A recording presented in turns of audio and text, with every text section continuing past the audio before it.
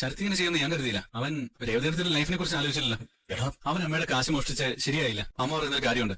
എല്ലാവരും ഞങ്ങളോട് ക്ഷമിക്കണം അച്ഛാ. എന്റെ അനിയൻ ചെയ്തത് തെറ്റാ. അവന് വേണ്ടി ഞാൻ നിങ്ങളോട് ക്ഷമ ചോദിക്കാം. എല്ലാവരും ഞങ്ങളോട് ക്ഷമിക്കാം. നീ കള്ളക്കണ്ണീര് ഒഴുക്കി തൊഴുത് നിന്നാ എല്ലാരും ക്ഷമിക്കുന്നു കരുതിയോ? ഇതൊന്നും കള്ളക്കണ്ണീരല്ല. ഇവിടെ മനസ്സിൽ തരിയുടെ ക്ഷമ ചോദിക്കുന്നത്. അല്ലാതെ ഇവിടെ എന്ത് ചെയ്യാനാ? ഇവർക്ക് ഇങ്ങനെ ഒരു നിലവരായിരിക്കാൻ വേണ്ടിയാ ഞാനെല്ലാം മറച്ചു വെച്ചത്. പക്ഷെ എല്ലാം എന്റെ കൈവിട്ട് പോയി. പറയുന്നത് കേട്ടാത്തൊന്നും നിങ്ങളിൽ ആരും തെറ്റി ചെയ്തിട്ടാണ്. തെറ്റി ചെയ്തവരായിട്ട് ആരാ ഉള്ളത്? തെറ്റി ചെയ്തതിന് ഇവിടെ ക്ഷമ ചോദിച്ചു. ഇതിപ്പോ ഇനി എന്താ വേണ്ടേ? വേറെ ഒന്നും ചെയ്യണ്ട. ഇവള് ഇനി ഈ വീട്ടിലുണ്ടാവരുത്. ഞാൻ പറഞ്ഞല്ലോ, ഇവിടെ എന്റെ ഭാര്യയാണെങ്കിൽ ഈ വീട്ടിൽ തന്നെ താമസിക്കും. ഇതേ എന്റെ വീടാ. ഇറങ്ങി പോടെ ഇവിടുന്ന്. അത് നടക്കില്ല. നടക്കും. ഇത് ചന്ദ്രമതിയുടെ വീടല്ലേ? സാർ, ഞാനാ ചന്ദ്രമതി. ഒരു പരാതി എഴുതി ഒപ്പിടാൻ വന്നതാ. എന്താ സാർ, എന്താ പ്രശ്നം? തന്നെ ഇപ്പോഴല്ലേ തന്റെ ഭാര്യ വീട്ടിൽ കണ്ടത്? ഇത്ര പെട്ടെന്ന് ഇവിടെ എത്തിയോ? ഞാനിവിടെ താമസിക്കുന്നത്. സാറേ, എന്റെ അമ്മയുടെ കാശ് മോഷ്ടിച്ച് ആ കള്ളനെ അറസ്റ്റ് ചെയ്തോ? അറസ്റ്റ് ചെയ്യാൻ അവന്റെ വീട്ടിൽ പോയത്. അപ്പൊ ഇവൻ പറഞ്ഞു, ഇത് ഞങ്ങളുടെ കുടുംബ വിഷയമാണ്, കേസൊന്നും എടുക്കണ്ട, ഞങ്ങൾ സംസാരിച്ച് തീർത്തോളാം. കോംപ്രമൈസ്? അതൊന്നും ശരിയാവില്ല. അതുകൊണ്ട് പരാതിയൊന്നുമില്ല, കേസെടുക്കണ്ടെന്ന് ചന്ദ്രമതിയുടെ എഴുതി വരാൻ SI സാർ പറഞ്ഞു. അതിനുവേണ്ടിയാ ഞങ്ങൾ വന്നത്. പരാതിയൊന്നുമില്ലാന്ന് എഴുതി ഒപ്പിട്ടത്. എന്ത് കുടുംബ വിഷയം? ഒരു കള്ളൻ എന്റെ കാശ് മോഷ്ടിച്ചു. ഇതെങ്ങനെ കുടുംബ വിഷയവും? എനിക്ക് പരാതിയുണ്ട്. സ്വന്തം ചേച്ചിയുടെ അമ്മായിമ്മയാണെന്ന് അറിഞ്ഞിട്ടും നടു റോഡിൽ വെച്ച് അവൻ എന്റെ കാശ് മോഷ്ടിച്ചു സാറേ. അവനൊക്കെ ജയിലിൽ കിടക്കണം. പുറത്തിറങ്ങി നടക്കാൻ വിട്ടാലേ ഈ കള്ളനെ പേടിച്ച് നാട്ടുകാർക്ക് സ്വസ്ഥമായിട്ട് ഉറങ്ങാൻ പോലും കഴിയും. സാറേ, ഇത് ആദ്യമായിട്ടല്ല. മുമ്പ് എന്റെ വീട്ടിൽ നിന്ന് ഒരു ബൈക്ക് മോഷ്ടിച്ചു. ചെറുപ്പത്തിലെ അവൻ ഇങ്ങനെ ഒരു വാസന ഉള്ളതാ. അവന്റെ അച്ഛനും അമ്മയും അവനെ അങ്ങനെ വളർത്തിയത്. വളർത്തു ഗുണം, അല്ലാതെ എന്ത് പറയാനാ? കാശ് മോഷ്ടിക്കാൻ മാത്രമല്ല സാറേ, അവനെന്നെ റോഡിൽ തള്ളിയിട്ട് കൊല്ലാൻ നോക്കി. കാശ് മോഷ്ടിച്ചത് അവനാണെന്ന് അറിഞ്ഞപ്പോ വീട്ടിൽ ചോദിക്കാൻ പോയ എന്നെ അവന്റെ അമ്മയും ഇവളും ഇവളുടെ അനിയത്തിയും ചേർന്ന് കഴുത്തിന് പിടിച്ച് കൊല്ലാൻ നോക്കി. ഒരുവിധം ഞാൻ അവിടുന്ന് രക്ഷപ്പെട്ടു പോകുന്നത്. അയ്യോ സാറേ, അങ്ങനെയൊന്നും ചെയ്തിട്ടില്ല. അമ്മ കള്ളം പറയുന്നതാ. ആരടി കള്ളം പറയുന്നേ? ആ കള്ളന് മാത്രമല്ല, നിന്റെ അമ്മയും നിന്നെ നിന്റെ അനിയത്തിയും ചേർത്ത് ജയിലിൽ അടക്കണം. എന്തൊക്കെ പറയുന്നത്? ഇവരെന്താ ഇങ്ങനെയൊക്കെ പറയുന്നത്? അത് അമ്മ ദേഷ്യത്തിൽ പറയുന്നത് സാർ. ഞാൻ സംസാരിച്ചോളാം. നീ ഒന്നും സംസാരിക്കണ്ട സാറേ. ഞാൻ ദേഷ്യത്തിൽ പറഞ്ഞല്ല, എനിക്ക് പരാതിയുണ്ട്. ആ കള്ളൻ എന്റെ കാശ് മോഷ്ടിച്ചതിന് തെളിവായിട്ട് വീഡിയോ ഉണ്ടല്ലോ. ഏത് കോടതി വന്ന് ഞാൻ പറയാം. അവനെ അറസ്റ്റ് ചെയ്ത് പറ്റൂ സാറേ. അച്ഛാ, അച്ഛാ, അച്ഛാ, അച്ഛാ, അമ്മയുടെ പരാതി കൊടുക്കരുത്, കേസാകരുന്ന് പറയാ. പറയാനൊന്നുമില്ല. ഇത് എന്റെ തീരുമാനം. അത് ഞാൻ തീരുമാനിച്ചു കഴിഞ്ഞു. അമ്മ, ഞാൻ പറയുന്ന കേക്ക്. നമുക്ക് സംസാരിക്കാം, എന്നിട്ട് പരിഹാരം ഉണ്ടാക്കാം. സച്ചി, പ്ലീസ്, ഞാൻ സംസാരിച്ചോളാം. നീ പറഞ്ഞതുപോലെയല്ലോ നിന്റെ അമ്മ പറയുന്നത്. നീ എന്താ അളിയനെ രക്ഷപ്പെടുന്ന നോക്കുവാണോ? അയ്യോ, ഒരിക്കലല്ല സാർ. ഇത് കേസാക്കിയാലേ പറ്റും സാർ. അവനൊരു ചെറിയ പയ്യനാ. അവൻ കോളേജിൽ പഠിക്കുന്നുള്ളൂ. കോളേജിൽ പഠിക്കുന്ന പയ്യനായതുകൊണ്ട് ചെയ്ത കുറ്റം അല്ലാതാവൂ. നിങ്ങൾ പരാതി എഴുതിക്കോ, ഞാൻ ഒപ്പിട്ടുതരാം. അയ്യോ അമ്മ, അമ്മ വേണ്ടമ്മ. അമ്മ പരാതി കൊടുക്കല്ലേ അമ്മ. എന്നെ വഴക്ക് പറഞ്ഞോ, അടിച്ചു വേണമെങ്കിൽ എന്നെ എന്ത് വേണമെങ്കിലും ചെയ്തോ. അവനെതിരെ പരാതി കൊടുക്കല്ലേ അമ്മ. അവന്റെ ഭാവി കളയരുതേ അമ്മ. ഞാൻ അമ്മയുടെ കാലിനോട് പറയും. അച്ഛാ, അച്ഛാ, അമ്മയോടൊന്ന് പറയച്ചാ, പരാതി പിൻവലിക്കാൻ പറ. ഞാനെന്ത് പറയാനാ മോളെ? നിന്റെ അനിയൻ തെറ്റിയതോ? അതിനുള്ള എല്ലാ തെളിവും ഉണ്ട്. ഞാൻ പറഞ്ഞാലും പോലീസുകാർ അവരുടെ ജോലി ചെയ്യും. അച്ഛാ, ഇങ്ങനെയൊന്നും പറഞ്ഞൊഴിയല്ലേ. അമ്മയോട് പരാതി കൊടുക്കരുതെന്ന് പറ. കൈവിടല്ലേ അച്ഛാ, പ്ലീസ്. ഞങ്ങൾക്ക് ഇത് പറയാൻ അച്ഛനല്ലാതെ വേറെ ആരുമില്ല. ചന്ദ്രേ, നിങ്ങളൊന്നും പറയണ്ട. ഇക്കാര്യത്തിൽ നിങ്ങളെന്നല്ല ആര് പറഞ്ഞാലും ഞാൻ കേൾക്കില്ല. അമ്മ, അമ്മ പ്ലീസ്. നിന്റെ അഭിനയം, നീയും നിന്റെ കുടുംബവും ഇദ്ദേഹത്തിന് മുമ്പേ അഭിനയിച്ച് മനസ്സ് മാറ്റിയതുകൊണ്ടാ നിന്നെ പിടിച്ച് ഇവന്റെ തലയെ കെട്ടിവെച്ച് ഇങ്ങോട്ടേക്ക് കൊണ്ടുവന്നത്. ഇപ്പൊ നീ അഭിനയിച്ച് അദ്ദേഹത്തിന്റെ മനസ്സ് മാറ്റിയാൽ ഒരു രക്ഷയില്ലടി. അതുകൊണ്ട് നീ നിർത്തിക്കോ. അമ്മ, അമ്മ പ്ലീസ്, ഞാനൊന്ന് പറയട്ടെ. അവനെതിരെ പരാതി കൊടുക്കല്ലേ അമ്മ. ശ്രുതി, കംപ്ലൈന്റ് കൊടുക്കരുതെന്ന് നീയെങ്കിലും അമ്മയോടൊന്ന് പറ പ്ലീസ്. നീ പറഞ്ഞ അമ്മ കേൾക്കും. രേവതി, നിന്റെ അനിയൻ ചെയ്ത തെറ്റിന് അവൻ ഉറപ്പായിട്ടും ജയിലിൽ പോണം. ശിക്ഷ കിട്ടിയാലേ അവൻ അതൊരു പാഠമായിരിക്കും. പിന്നെ അവൻ മോഷ്ടിക്കില്ല. ഇതവന്റെ നല്ലതിന് വേണ്ടിയാണെന്ന് കരുതിയാ മതി.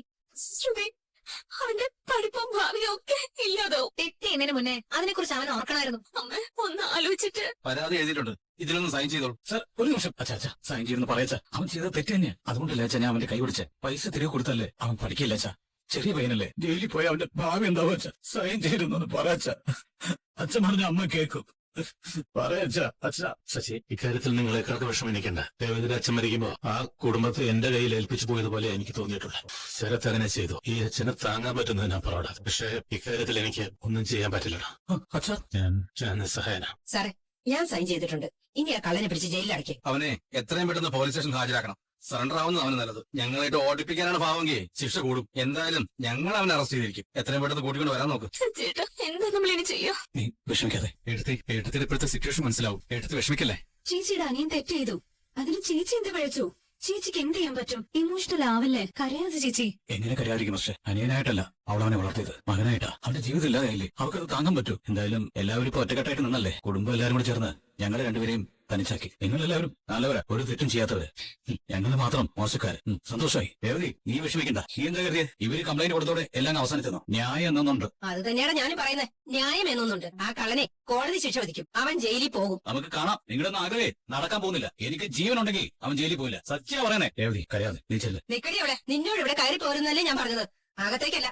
പുറത്തേക്ക് പോ. ഇവളെങ്ങും പോവില്ല. ഇവളെ എന്റെ കൂടെ ഇവിടെ നിൽക്കും. രവിയേട്ടാ അവളോട് ഇവിടുന്ന് പോകാൻ പറ. ചന്ദ്രേ, തെറ്റ് ചെയ്ത അവളുടെ അനിയനാ. അതിന് നീ പരാതിയും കൊടുക്കും. അതിന്റെ വഴിക്കോട്ടെ. ഒരു തരത്തില് പാവം രേവതി മോൾ എന്ത് തെറ്റായത്? അവൾക്ക് ഇതിനെ കുറിച്ച് ഒന്നും അറിയില്ല. പിന്നെ എന്തിനാ അവൾ ഈ വീട് വിട്ട് പോകുന്നേ? അവൾ ഇവിടെ തന്നെ താമസിക്കും. രവിയേട്ടാ ആന്റി അങ്കിൾ പറഞ്ഞതാ ശരി. രേവതി ചേച്ചി എന്ത് തെറ്റി വെച്ചാ ചേച്ചിയോട് പോകാൻ പറയുന്നത്? ചേച്ചിയുടെ ഭാഗത്ത് ഒരു തെറ്റുമില്ല. ചേച്ചി ഇങ്ങോട്ട് പോകണ്ട. ചന്ദ്രേ, ശരത്തിന് ശിക്ഷ വാങ്ങി കൊടുക്കാനുള്ള റൈറ്റ് നിനക്കുണ്ട്. എന്നാ രേവതി ഈ വീട് വിട്ട് പോകണമെന്ന് പറയാനായിട്ട് നിനക്കൊരു റൈറ്റും ഇല്ല. ഇവിടെ ഈ വീട്ടിലെ പെണ്ണ. ഇവിടെ എവിടെയും പോവില്ല. ഇവിടെ തന്നെ കഴിയും. ഓഹോ, അപ്പൊ അതാണല്ലേ തീരുമാനം. എങ്കിൽ എല്ലാരും കേട്ടോ, ഇവൾ ഈ വീട്ടിലുള്ളിടത്തോളം കാലം ഞാൻ ഇവിടെ നിൽക്കില്ല. ഞാൻ ഈ വീട് വിട്ട് പോകും. അമ്മ എന്തിനാ ഇവിടുന്ന് പോകുന്നേ? അച്ഛാ, ഇതേ ഈ രേവതിക്ക് വേണ്ടി അമ്മ ഈ വീട്ടിൽ നിന്ന് ഇറങ്ങി പോണോ? ആരും വെളി പോണ്ട, ഞാൻ പോയിക്കോളാം. ആന്റി അമ്മേ, ആന്റി അമ്മേ, പോലെ ആന്റി. അമ്മ എന്തിനാ ഇവിടുന്ന് പോകുന്നത്? അമ്മേ, ഇത് അമ്മയുടെ വീടല്ലേ? ദേ, സച്ചിൻ രേവതി ഇവിടുന്ന് പോട്ടെ.